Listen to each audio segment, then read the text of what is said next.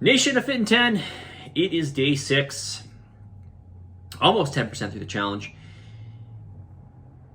And listen, I know it's almost 10%.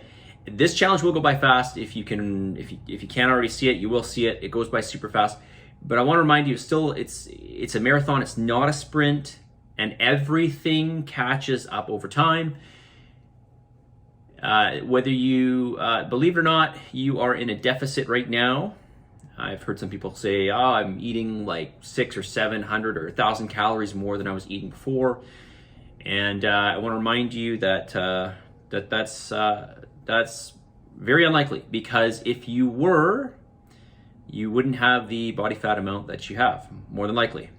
Okay, so the other thing that I want to say is, if you think that you are eating 600 or 700 or 1,000 calories, whatever it is, less, I would really like to know how you substantiate that. The only way you could substantiate that is if you were previously journaling and measuring out all your food. If you're simply just estimating, I can tell you right now that on average your estimations are off. And if I ask you, what did you eat 5 weeks ago, to the day, you probably have no idea, okay, unless you were writing it down. So trust in the system. Listen, I could give you less food. It's not hard for me. I just have to change my spreadsheet and send it to you. It's really no work on my end. I get no benefit out of giving you more food. It's what I'm trying to show you here is that it's about moderation over time, okay? You cannot sprint.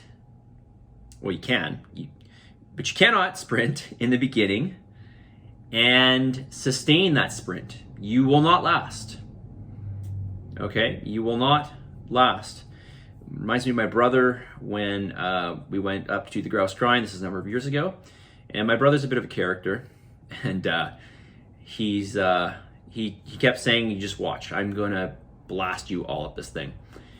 We're gonna get there," and he's like, "I'm gonna set like a record time," and so we got there, and he starts going, and he starts sprinting.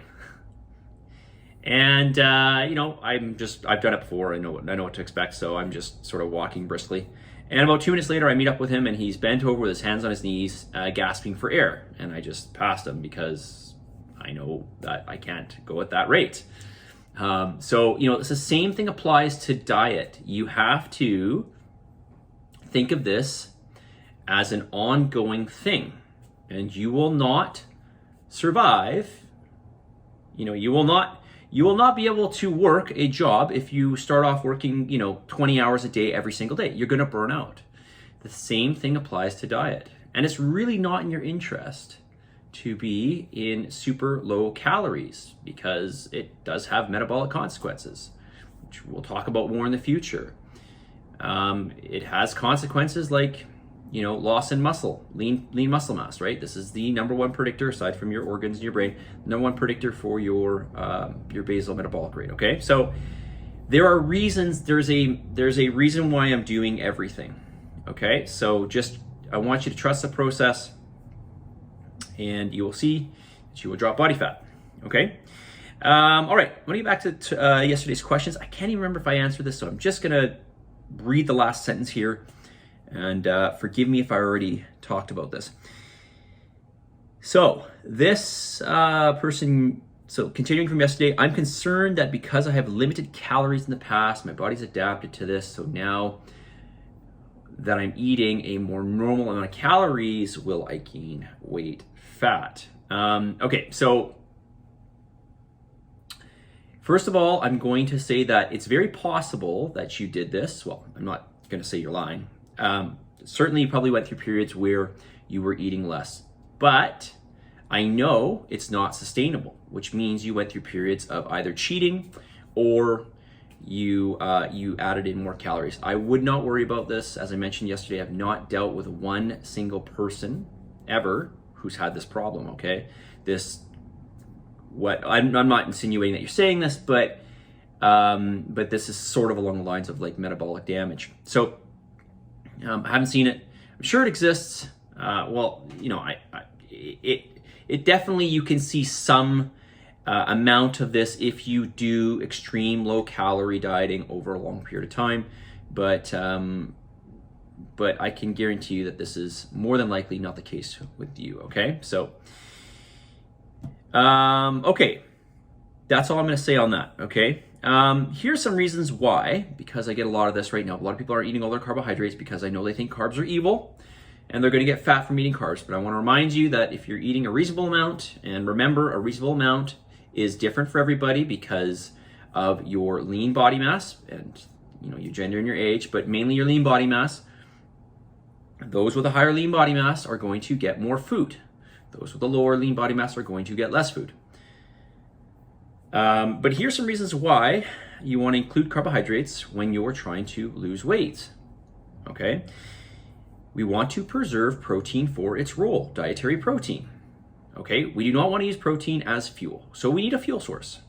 All right? And carbohydrates are the most readily accessible or usable form of energy. And they are going to preserve protein. And you need that protein for its role. Its building block role. Okay, this is what's going to help you to recover. This is what's going to help you to build lean muscle tissue. This is what's going to help with general cell turnover.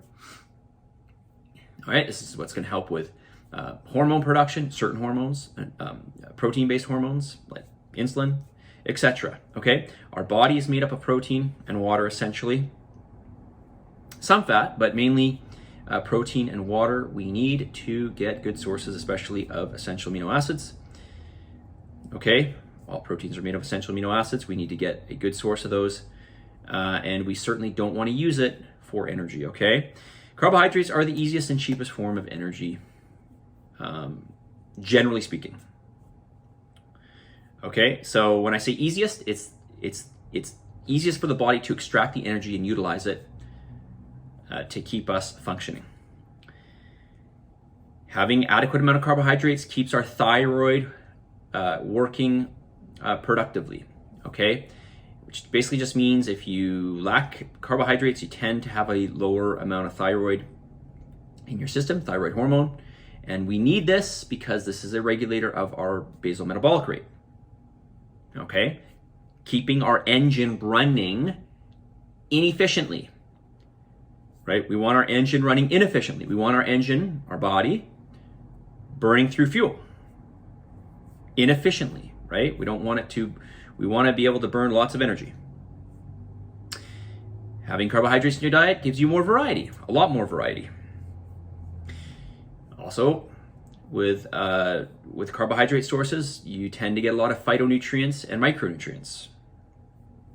Okay, and a lot of carbohydrate sources, not all, but if we're talking about real whole food, we're talking about foods that are more voluminous and less calorie dense. So this essentially takes space up in the body, in the stomach, I should say, and helps to keep you satiated.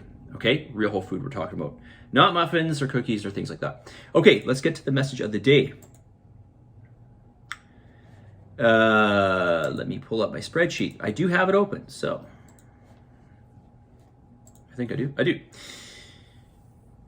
Okay, so. Today's message is this: if you talk about it, it's a dream. If you envision it, it's possible. If you schedule it, it becomes real.